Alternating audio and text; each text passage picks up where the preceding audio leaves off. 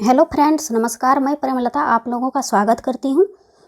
इस वीडियो में हम करेंगे 27 जनवरी 2023 के पेपर 2 के हिंदी लैंग्वेज 1 में गद्यांश और पद्यांश जो पूछे जाते हैं वो हम सॉल्व करेंगे। आप लोगों को एग्ज़ाम में इसी तरह से गद्यांश मिलेगा, ऊपर में गद्यांश, उसी के नीचे प्रश्न दिया जाएगा। हर पेज पर ऐसा होगा, ऐसा नहीं कि यहाँ पर गद्यांश को हमें जा कर के दूसरे पेज पे पढ़ना है, ऐसा नहीं है। तो आपको ऐसे ही देखने को मिलेगी। चलिए देखते हैं कि अब की बार किस तरह का गद्यांश पूछा गया है। ज़्यादा हार्ड नहीं है, इजी ही पूछा गया है हिंदी में। तो चलिए शुरू करते हैं। क्वेश्चन में कहा गया है प्रस्तुत गद्यांश की विधा क्या है। तो जब तक हम इसको पढ़ेंगे नहीं तब तक हम एक जो है क्या कहा गया है, इस जीवनी है कि निबंध है कि कविता है कि यात्रा वृत्तांत है, तो इसको पढ़ने से पता चलेगा। तो पहले हमें इसको पढ़ना पड़ेगा। मेघालय यानी बादलों का घर 3 पर्वतीय अंचलों में बटा हुआ है। मेघालय, खासी, गारो और जयंतिया पर्वत। हर अंचल की अपनी अलग संस्कृति है। हर कहीं पारिवारिक व्यवस्था मात्र सत्तात्मक है। तमाम दुकानों पर स्त्रियां सौदा बेचती और बेझिझक बतियाती दिखाई देती है। शायद कमोबेश यह स्थिति पूर्वोत्तर के अन्य राज्यों में भी है, भले ही वहां मात्र सत्तात्मक परिवार व्यवस्था ना हो। भारत में जहां भी जाइए लोग सब जगह एक से ही हैं। हाँ, बोली, पहनावे, नाक नक्श में थोड़ा अंतर है, यह स्वाभाविक ही है। भौगोलिक स्थितियां ही ऐसा अंतर कर देती है। यहाँ के रंगारंग नृत्यों का अपना सौंदर्य है। नृत्य और उत्सव के जरिए शांति और संपन्नता की कामना की जाती है। अच्छी फसल के लिए ईश्वर को धन्यवाद दिया जाता है। उत्तर, दक्षिण और पूर्व भारत के उत्सवों में भी तो यही भावना निहित है। खासियों के नोगक्रेम नृत्य को देखने के बाद मासमाई गांव की गुफाओं की ओर प्रस्थान किया। तो इससे पता चलता है कि ये जो है यात्रा वृत्तांत है। तो प्रस्तुत गद्यांश की विधा क्या है? तो जीवनी नहीं होगा, निबंध भी नहीं होगा, कविता भी नहीं होगा। इसका सही आंसर हो जाएगा यात्रा वृत्तांत है। आपको पढ़ने से लग रहा है यहाँ पर आदमी ने सफ़र किया है, सफ़र करने के बाद जो वहाँ का सब भौगोलिक स्थितियाँ हैं सब में अंतर कर रही हैं, सब कुछ देखा, तो ये यात्रा वृत्तांत के अंतर्गत आते हैं। बढ़ते हैं अगले प्रश्न की ओर। प्रश्न है हर अंचल की अपनी अलग अलग संस्कृति क्यों है? ऑप्शंस है लोगों के अलगाववादी दृष्टिकोण के कारण, लोगों के शैक्षणिक स्तर के कारण, भौगोलिक स्थितियों में अंतर के कारण, प्रशासनिक व्यवस्थाओं में अंतर के कारण। तो हर अंचल की जो स्थितियां हैं, भौगोलिक स्थितियां ऐसा अंतर कर देती हैं। तो आप यहाँ पर देख सकते हैं। तो इसका सही आंसर हो जाएगा ऑप्शन सी, भौगोलिक स्थितियों में अंतर के कारण जो है हर अंचल की अपनी अपनी संस्कृति अलग होती है। क्योंकि हम जैसे जाते हैं दूसरे राज्य में तो वहाँ की संस्कृति अलग होती है। हमारे देश में ही ऐसे अनेक विविधताएं पाई जाती हैं। तो ये जो विविधताएं पाई जाती हैं भौगोलिक स्थितियों के कारण। तो इसका सही आंसर हो जाएगा ऑप्शन सी। बढ़ते हैं अगले प्रश्न की ओर। प्रश्न है तमाम दुकानों पर स्त्रियां सौदा बेचती और बेझिझक बतियाती दिखाई देती है। यह पंक्ति किस ओर संकेत करती है? से यह प्रश्न लिया गया है। तमाम दुकानों पर स्त्रियां सौदा बेचती बेझिझक दिखाई देती हैं। तो अब इसमें कहा किस ओर संकेत करती है? समाज में स्त्रियों की उन्नत स्थिति है, स्त्रियों पर सामाजिक प्रतिबंध, पुरुषों के रुझानपन में कमी, महिला पुरुष असमानता। यह पंक्ति जो संकेत करती हैं समाज में स्त्रियों की उन्नत स्थिति है, क्योंकि यहाँ पर स्त्रियां जो है सौदा बेचती हैं और बेझिझक होकर के बात करती हैं। समाज में स्त्रियों की उन्नत स्थिति को दर्शाते हैं। तो ऑप्शन ए इसका सही आंसर है। प्रश्न है मात्र सत्तात्मक परिवार व्यवस्था से क्या तात्पर्य है? तो इसका जो सही आंसर हो जाएगा ऑप्शन 2, भूमि, धन, संपत्ति माँ से बेटी को मिलती है, ये हो जाती है मात्र सत्तात्मक व्यवस्था। तो ऑप्शन 2 इसका सही आंसर है। बढ़ते हैं अगले प्रश्न की ओर। नृत्य और उत्सव के जरिए किसकी कामना की जाती है? ऑप्शन है सभी नागरिकों की दीर्घ आयु की, सभी बच्चों की अच्छी शिक्षा की, शांति और संपन्नता की, उत्सव मनाने की शक्ति की। नृत्य और उत्सव के जरिए शांति और संपन्नता की कामना की जाती है। तो इसका सही आंसर हो जाएगा ऑप्शन सी, शांति और संपन्नता की कामना की जाती है नृत्य और उत्सव के जरिए। तो 3 इसका सही आंसर है। बढ़ते हैं अगले प्रश्न की ओर। प्रश्न है पूरे भारत में उत्सवों से जुड़ी कौन सी बात एक समान लगी? ऑप्शन है अच्छी फसल के लिए ईश्वर को धन्यवाद देना, सभी लोगों के नाक नक्श एक से होना, सभी लोगों का मिलजुल कर नृत्य करना, सभी लोगों का एक सा पहनावा होना। तो इस लाइन से यह प्रश्न लिया गया है।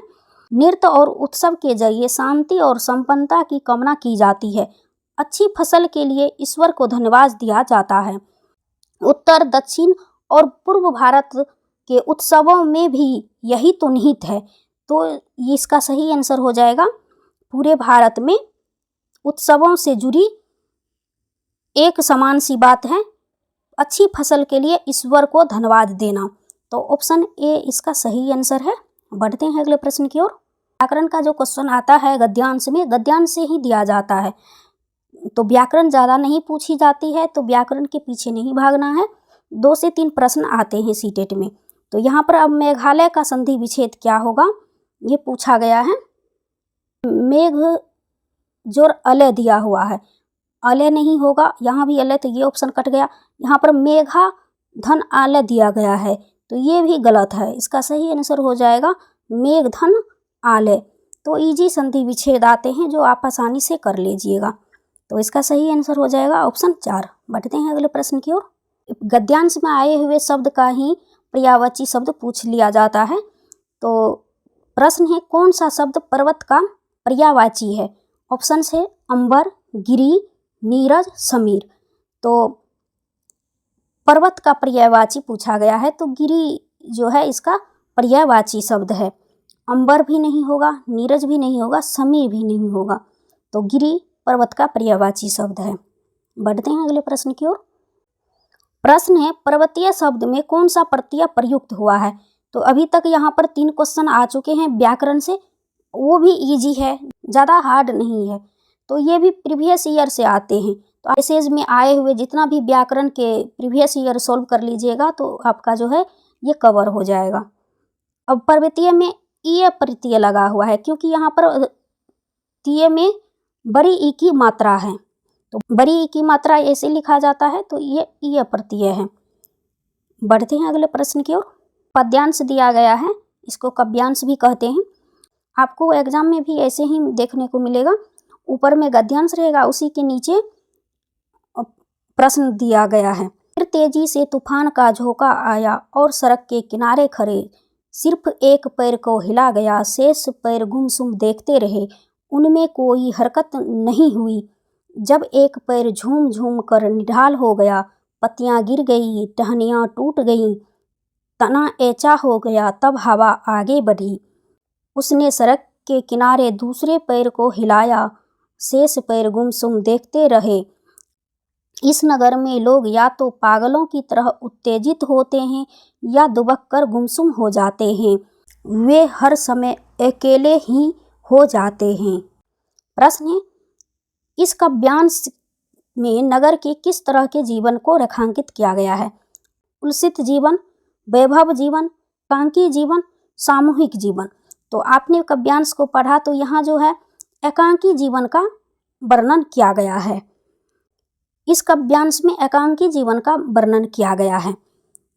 आप यहाँ पर देखते हैं तेजी से तूफान का झोंका आया और सड़क के किनारे खड़े सिर्फ एक पैर को हिला गया, शेष पैर गुमसुम देखते रह गए। तो पैर कहने का मतलब है कि पैर गुमसुम देखते रह गए, वो अकेले हैं, लोग किसी से बातें नहीं करते हैं, इस तरह की यहाँ पर हरकतें, उनमें कोई हरकतें नहीं है।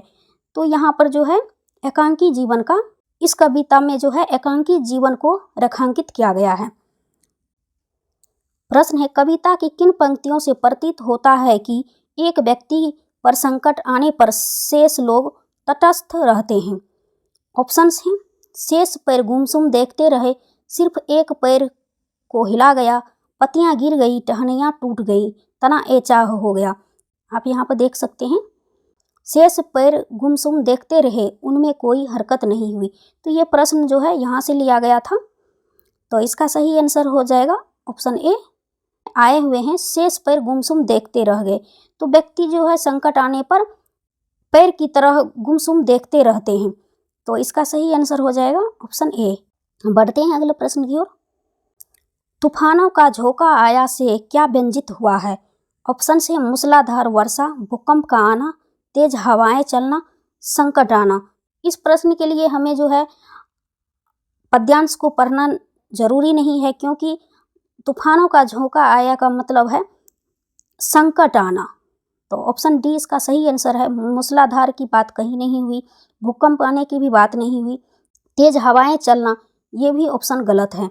इसका सही आंसर हो जाएगा ऑप्शन 4, संकट आना। बढ़ते हैं अगले प्रश्न की ओर। प्रश्न है, नगरीय लोगों की किन 2 प्रतिक्रियाओं की बात हुई है? ऑप्शन से प्रसन्नता और संपन्नता, तटस्थता और उदासी, उत्तेजित और गुमसुम होना, हंसना और हंसाना। सही आंसर हो जाएगा ऑप्शन सी, उत्तेजित और गुमसुम होना जो है नगरीय लोगों की ये 2 प्रतिक्रियाओं पर बात हुई है कि वो कैसे लोग के दूसरे की विपत्ति आते हैं तो गुमसुम हो जाते हैं और उत्तेजित होते हैं। तो ऑप्शन सी इसका सही आंसर है।